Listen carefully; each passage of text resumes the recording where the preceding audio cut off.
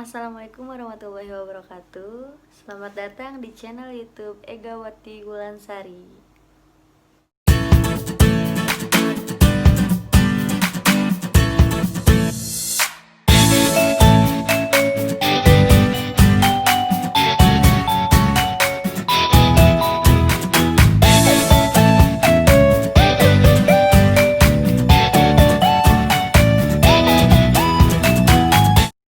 Nah, pada kesempatan kali ini saya Egawati Wulansari dari Fakultas Psikologi Universitas Buana Perjuangan Karawang akan mempresentasikan hasil laporan kerja praktik yaitu yang berjudul Pemberian Reward and Punishment untuk meningkatkan kedisiplinan siswa dalam pembelajaran kelas 1 SDIT Nurul Fikri. Di sini saya akan membahas 5 poin utama, yaitu yang pertama latar belakang, yang kedua gambaran umum dan intansi, yang ketiga tinjauan pustaka, yang keempat pelaksanaan kerja praktik, dan yang kelima kesimpulan dan saran. Untuk pembahasan kali ini saya akan membahas poin yang pertama, yaitu latar belakang. Isi dari latar belakang ini yaitu alasan mengapa saya mengambil judul tersebut. Karena berdasarkan hasil dari observasi di SDIT Nurul Fikri, ditemukan kasus mengenai siswa yang tidak dapat disiplin di dalam kelas pada saat pembelajaran dimulai. Ada sebagian siswa yang tidak mendengarkan dengan baik apa yang sedang dikatakan atau yang sedang diterangkan oleh guru. Kemudian ada yang berbicara tanpa seizin guru, ada juga yang terlambat, dan ada juga siswa yang sering mengganggu temannya yang sedang belajar. Ada juga siswa yang tidak membawa perlengkapan alat tulis, dan ada juga siswa yang tidak mengumpulkan tugas pekerjaan rumah sehingga mengganggu proses pembelajaran. Nah, maksud dari mengganggu proses pembelajaran ini yaitu siswa yang tidak mengerjakan tugas pekerjaan rumah, sehingga siswa tersebut itu malah mengerjakan pada saat proses pembelajaran mata pelajaran yang lain. Nah, itu dapat mengganggu proses pembelajarannya. Kemudian ada yang mengobrol dengan temannya di kelas, dan ada yang tidak mau diam di kelas dan sering keluar kelas. Untuk pembahasan selanjutnya yaitu pembahasan yang kedua. Pembahasan yang kedua ini adalah gambaran umum dan intansi. Isi dari gambaran umum dan intansi ini adalah sejarah singkat perusahaan. Nah, di sini SDIT Nurul Fikri mulai berdiri sejak 9 November 2014. SDIT Nurul Fikri berada di bawah naungan Yayasan Insan Nurul Fikri Indonesia atau Yayasan INFI.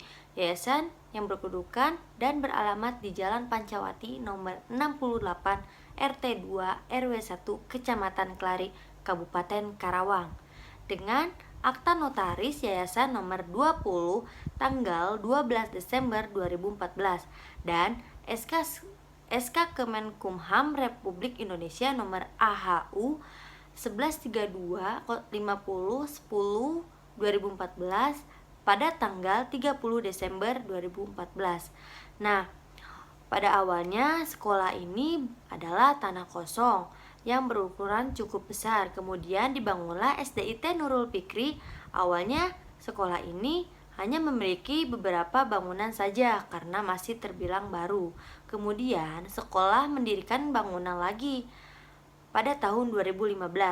Awalnya SDIT Nurul Fikri belum mempunyai izin operasional, dan SDIT Nurul Fikri ini baru mempunyai izin operasional pada tahun 2017. Saat ini SDIT Nurul Fikri muridnya masih sampai dengan kelas 5 SD, dan setiap kelasnya sudah mempunyai ruangan kelas masing-masing. Selanjutnya di sini ada profil dan logo perusahaan. Nah, nama sekolah SDIT Nurul Fikri, alamat Kampung Kalewedi, RT 2 RW 3 Cengkong, Kecamatan Purwasari, Kabupaten Karawang, Provinsi Jawa Barat. NPSN 69972957, status swasta, bentuk pendidikan SD. status kepemilikan yayasan. SK Pendidikan Sekolah 002 garis miring SK titik DP garis miring YINPI garis miring 1 garis miring 2015. Tanggal SK pendirian itu 2015 01 15. Kemudian SK izin operasional 503 garis miring 8508 garis miring 5 garis miring IPSS garis miring 8 garis miring DPMP TSP garis miring 2017. Dan tanggal SK izin operasional itu tanggal 28 bulan 8 2017. Selanjutnya ada visi dan misi perusahaan. Di sini visinya itu menjadi sekolah dasar Islam terpadu yang unggul dalam mewujudkan generasi rabani yang berakhlakul karimah, mandiri dan berprestasi. Kemudian di sini ada 6 misi. Yang pertama, menyelenggarakan pendidikan profesional yang mampu melahirkan generasi yang berakhlakul karimah, mandiri dan berprestasi di usianya. Membuat lingkungan pendidikan sebagai sarana tarbiyah Islamiyah, ilmiah, amaliyah, dan alamiah. Yang ketiga, membuat kondisi yang kondusif bagi tenaga pendidik kependidikan sehingga melahirkan kesatuan, kemampuan, integritas, dan etos kerja yang tinggi. Kemudian nomor 4, menerapkan manajemen mengelola sekolah pada standar mutu yang partisipatif dan seluruh pemangku kepentingan. Yang kelima, menciptakan budaya menghafal Al-Quran dan budaya berbahasa Arab dan berbahasa Inggris yang kondusif di lingkungan sekolah. Yang keenam, membangun sistem pembelajaran yang islami, aktif, kreatif, inovatif, aplikatif, dan menyenangkan. Selanjutnya pembahasan yang ketiga yaitu tinjauan pustaka. Di sini ada 6 pengertian tinjauan pustaka, yaitu yang pertama pengertian kedisiplinan, yang kedua pengertian teori belajar behavioristik, yang ketiga pengertian operant conditioning, yang keempat pengertian penguatan, yang kelima pengertian reward, dan yang keenam yaitu pengertian punishment. Selanjutnya saya akan membahas pengertian kedisiplinan. Nah, apa sih itu pengertian kedisiplinan? Nah, di sini disiplin adalah suatu cara untuk membantu anak agar dapat mengembangkan pengendala diri. Dengan menggunakan disiplin, anak dapat memperoleh suatu batasan untuk memperbaiki tingkah laku yang salah. Disiplin juga dapat mendorong, membimbing, dan membantu anak agar memperoleh perasaan puas karena kesetiaan dan kepatuhannya, dan mengajarkan kepada anak bagaimana berpikir secara teratur, yaitu menurut Maria Z. Manta dalam Ikranagara Pramudya 2015. Selanjutnya, yang kedua itu pengertian teori belajar behavioristik. Nah, teori belajar behavioristik ini menjelaskan belajar itu adalah perubahan perilaku yang dapat diamati, diukur, dan dinilai secara konkret. Teori ini memandang individu hanya dari sisi fenomena jasmania dan mengabaikan aspek-aspek mental, sehingga dengan kata lain, behaviorisme tidak mengakui dengan adanya kecerdasan, bakat, minat, dan perasaan individu dalam sesuatu belajar menurut Sumanto 2006. Selanjutnya yang ketiga yaitu pengertian operant conditioning. Operant conditioning atau pengkondisian operant adalah suatu proses penguatan perilaku operant atau penguatan positif atau negatif yang dapat mengakibatkan perilaku tersebut dapat berulang kembali atau menghilang sesuai dengan keinginan menurut Skinner 1938. Nah, untuk poin yang keempat ada pengertian penguatan. Pengertian penguatan ini adalah konsekuensi yang meningkatkan probabilitas bahwa sesuatu perilaku itu akan terjadi. Itu menurut Skinner 1938. Kemudian ada pengertian reward. Nah, pengertian reward ini adalah pemberian ganjaran atau hadiah yang berkaitan dengan kebutuhan akan penghargaan pada diri siswa yang telah mencapai suatu hal menurut Azwar dalam Nyanyu Khadijah 2014.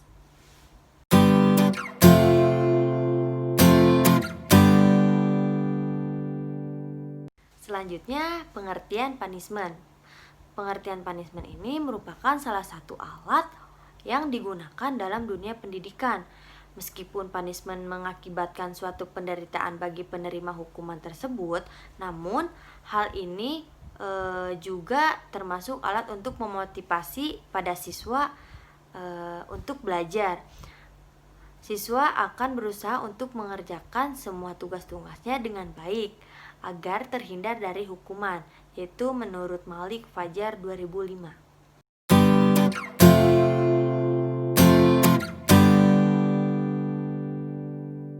Selanjutnya yaitu pembahasan poin yang keempat, yaitu pelaksanaan kerja praktik. Nah, isi dari pelaksanaan kerja praktik ini yaitu kedudukan dan koordinasi. Nah, dalam pelaksanaan kerja praktik ini saya itu berkedudukan sebagai guru bantu atau guru pendamping saja di tempat kerja praktik, yang mana melalui tugas ini kedudukan pelaksanaan kerja magang berada di bawah Dinas Pendidikan dengan menempati jabatan sebagai guru bantu atau guru pendamping di SDIT Nurul Fikri. Nah, dalam pelaksanaan kerja praktik ini saya selaku mahasiswa langsung berkoordinasi dengan staf Wakasek Kesiswaan yaitu Ibu Nina Yuliana SPD. Nah, sebagai pembimbing lapangan praktikan. Selama kerja praktik berlangsung, saya selalu berkonsultasi dengan Ibu Nina Yuliana SPD selaku pembimbing lapangan dan selaku wali kelas di kelas Abu Bakar As-Siddiq dan sebagai staf Wakasek Kesiswaan dalam pelaksanaan program restrukturisasi organisasi ini.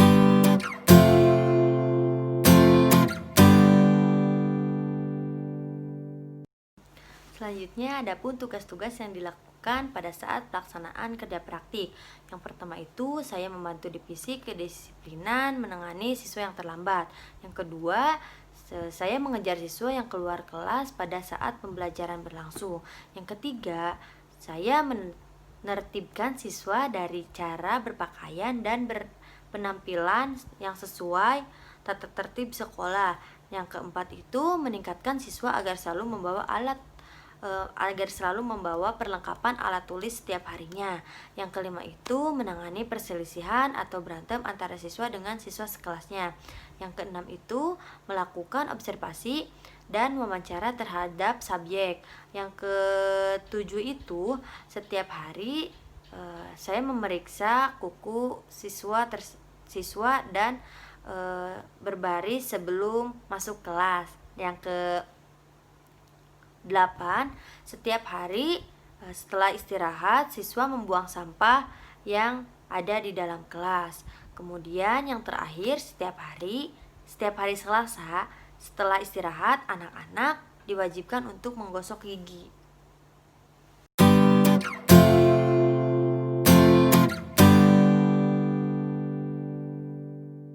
Selanjutnya ada tujuan dan metodologi penyusunan. Nah, dalam tujuan dan metodologi penyusunan ini saya menggunakan 3 metode.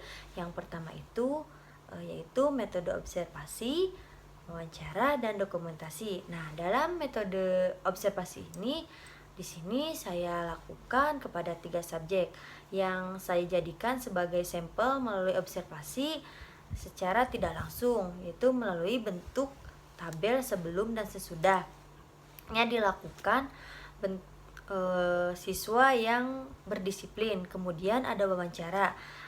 Wawancara ini dilakukan untuk mengetahui kenapa siswa ini bisa melakukan tidak berdisiplin pada saat pembelajaran berlangsung. Nah, kemudian Selanjutnya ada dokumentasi. Dokumentasi ini diambil oleh saya sendiri.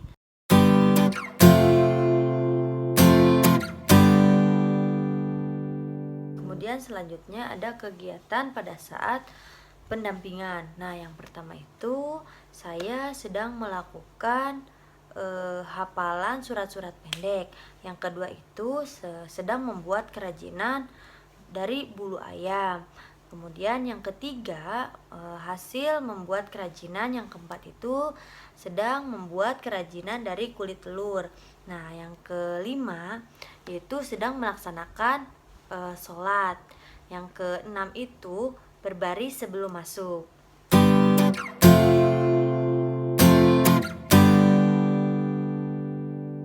Nah, selanjutnya di sini anak-anak sedang melaksanakan gosok gigi bersama setiap hari Selasa seperti yang saya katakan pada slide sebelumnya ya.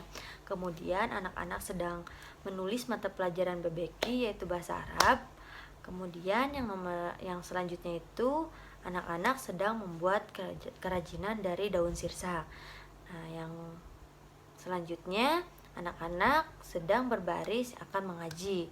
Nah, sebelumnya itu berbarisnya itu tidak seperti ini.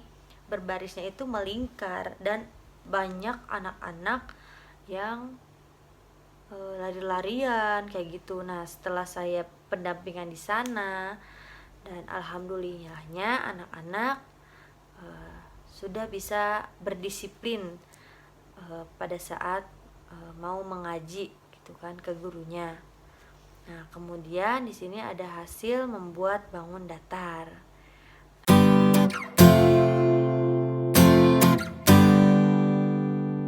Nah, selanjutnya ada dokumentasi sekolah. Seperti yang saya katakan tadi, sekolah ini tuh baru saja dibangun. Jadi belum sepenuhnya gitu kan. Nah, di sini ada area tempat parkir, ada halaman sekolahnya dan ada lapangan olahraga. Mohon maaf untuk foto penyerahan plakat kepada pihak sekolah tidak saya foto karena saya belum memberikan plakatnya. Dan pada saat saya akan memberikan plakat kepada sekolah tersebut dan sekolah tersebut sudah libur karena siswanya sudah ulangan.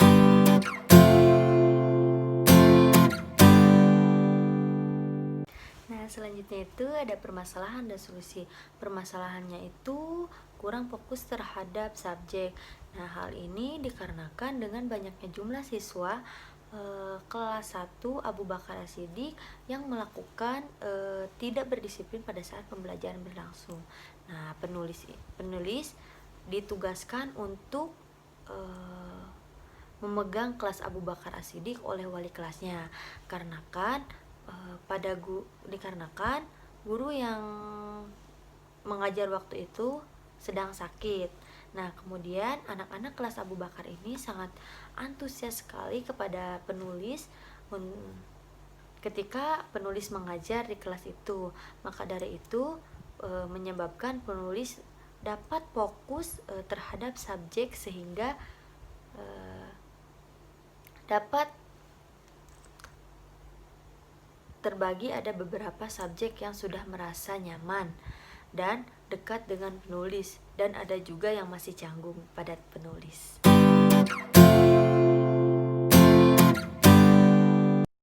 Selanjutnya ada solusi.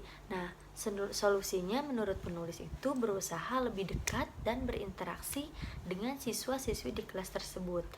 Nah, namun penulis tetap fokus melakukan observasi terhadap ketiga subjek tersebut.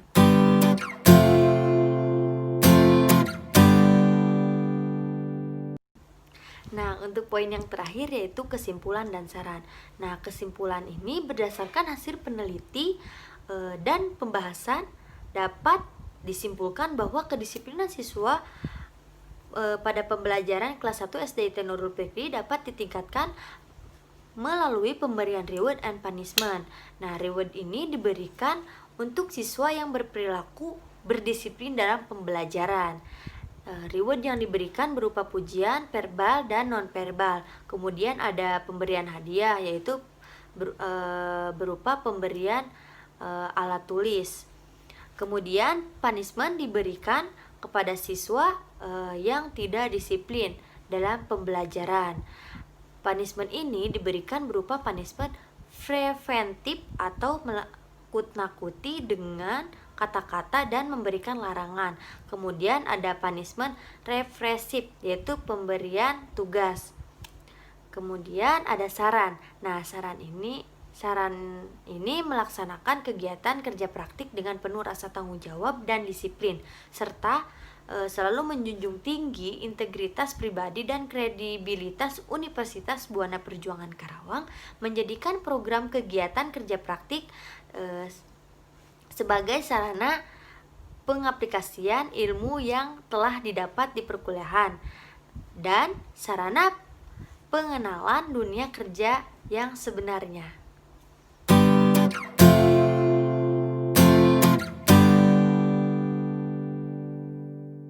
Dan presentasi laporan kerja praktik saya, kurang lebihnya mohon maaf. Wabillahi taufik wal hidayah. Wassalamualaikum warahmatullahi wabarakatuh.